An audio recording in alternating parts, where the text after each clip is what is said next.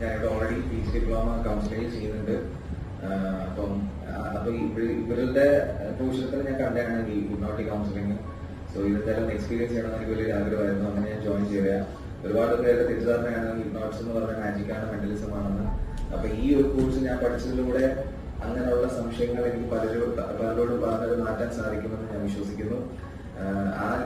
ആ ഒരു സംശയം മാറ്റാൻ ഈ ഒരു ക്ലാസ്സും ഈ ഒരു പ്രാക്ടിക്കൽ സെക്ഷനും ഈ ഒരു സർട്ടിഫിക്കറ്റ് കോഴ്സും എന്നെ സഹായിച്ചു. എന്റെ പേര് നവാഫ്.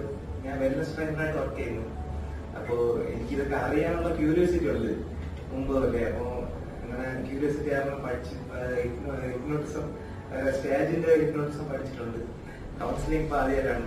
മെന്റലിസം പഠിച്ചിട്ടുണ്ട്. അപ്പൊ ഒരു ക്യൂരിയോസിറ്റിക്ക് വേണ്ടി പഠിച്ചാൽ നല്ല രസമായിരുന്നു. ക്ലാസ് അടിപൊളിയായിരുന്നു. ഒരു ദിവസം പോയതറിയില്ല.